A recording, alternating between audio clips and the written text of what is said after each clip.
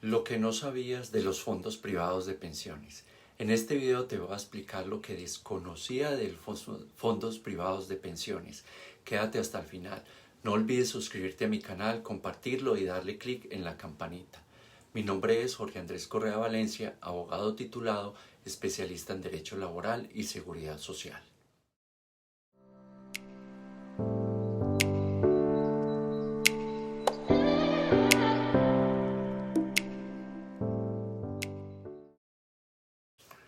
Los fondos privados de pensión, como su nombre lo indica, corresponden a entidades privadas clasificados como el sector financiero que gestionan los recursos que aportan los afiliados a ellos, a fin de asegurar los riesgos de vejez, invalidez y muerte.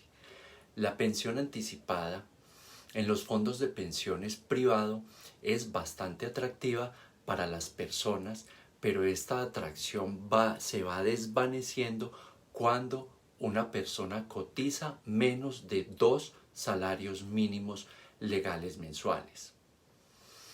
¿Cuándo una persona tiene derecho a una pensión y cuánto sería el monto de su pensión? Inicialmente, el fondo de pensiones privado, esto es en el régimen de ahorro individual con solidaridad, no se tiene en cuenta las semanas, sino que tiene en cuenta varios factores. Veamos cuáles son. Vamos a ver el primero de los 4 factores.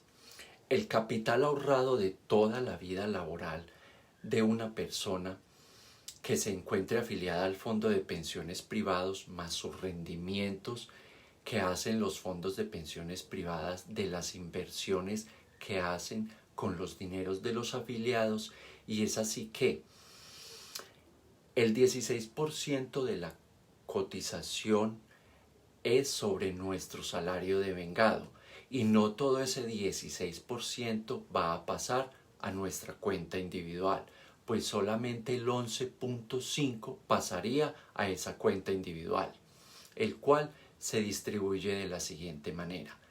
El 1.6% se va para un seguro de invalidez o sobrevivencia.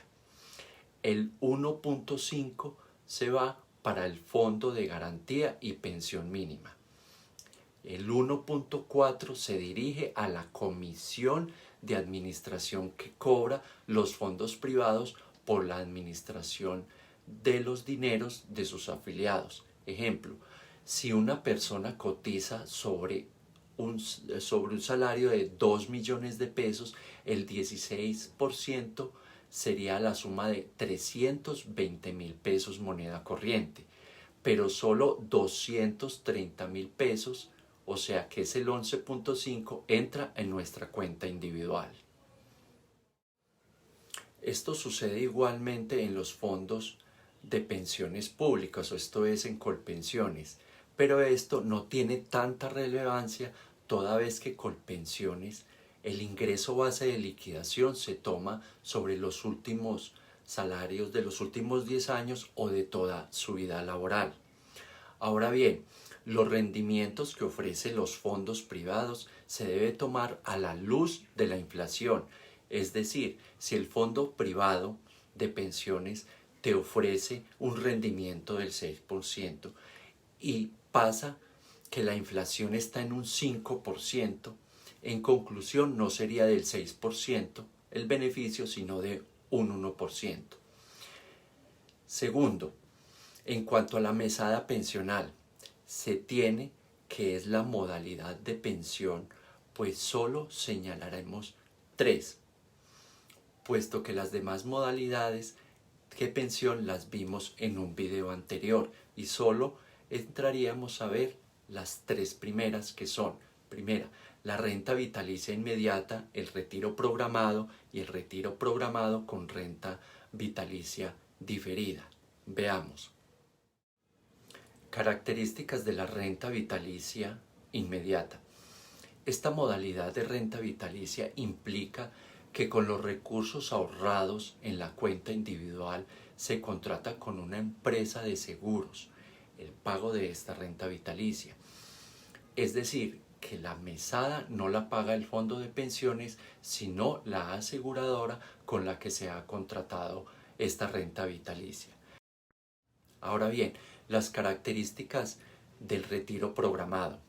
Esta modalidad permite al pensionado recibir una mesada que es pagada directamente por el fondo de pensiones y cuyo monto depende de lo ahorrado y del comportamiento que haya tenido en esa cuenta individual.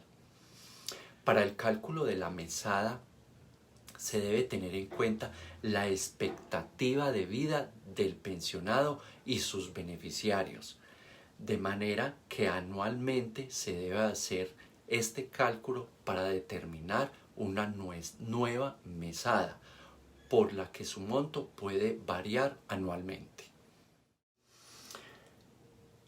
Otra característica o las características del retiro programado con renta vitalicia diferida.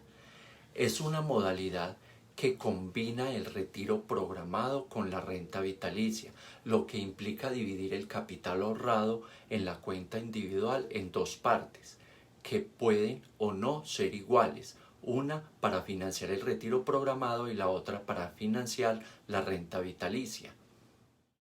Ahora bien, el tercer factor. Si usted tiene beneficiarios, es decir, hijos y cónyuges, pues acá la pensión es diferente, puesto que depende de los hijos que tenga, pues ellos son beneficiarios hasta cierta edad, pero ha llegado el caso que alguno de los hijos tiene una invalidez sobreviniente y este hijo obviamente es beneficiario por mucho más tiempo que los demás. Entonces la pensión se recalculará. Y por último, el cuarto factor es la edad para pensionarse. Y no es lo mismo pensionarse a la edad requerida por la norma, es decir, 62 años si es hombre, si eres mujer, 57 años. Y es así que si quieres pensionarse con menor años a los exigidos, allí se tiene en cuenta el capital ahorrado en la cuenta individual. Por lo que hay un gran interrogante y es este: ¿cuánto es el capital suficiente que debo tener ahorrado en la cuenta individual? En este sentido, no existe norma para calcular, pero para este año 2022 se tiene un estimado aproximado de 250 millones de pesos para obtener una mesada pensional de un salario mínimo legal mensual vigente. Este estimado fue calculado por la Honorable Corte Constitucional en una sentencia del año 2013, que para ese año ese alto tribunal constitucional lo estimó en un aproximado de 139 millones de pesos, cifra que se actualiza año por año. En conclusión, para que una persona tenga ahorrado en su cuenta individual, se ha estimado que debe cotizar por lo menos 2 salarios mínimos mensuales vigentes durante 30 años para obtener una pensión de un salario mínimo. Finalmente, si una persona no cuenta con el capital ahorrado, existe una figura llamada, entre comillas, garantía de pensión mínima, y que cuenta con la edad para pensionarse. Esto es, mujer 57 años, hombre 62 años, y tener cotizados por lo menos 1.150 semanas. El Estado subsidia lo que le hace falta, es decir, si el afiliado cumple con la edad y las semanas cotizadas y cuenta con un capital ahorrado de 150 millones de pesos, el Estado le subsidia el resto, esto es 100 millones de pesos.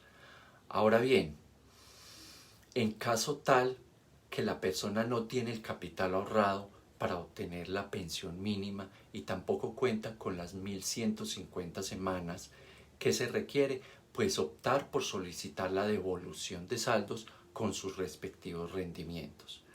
Espero le haya servido de ayuda este video. Les recuerdo, mi nombre es Jorge Andrés Correa Valencia, abogado titulado, especialista en Derecho Laboral y Seguridad Social. No olvides suscribirte a mi canal, compartirlo y darle clic en la campanita. Muchas gracias, hasta un próximo video.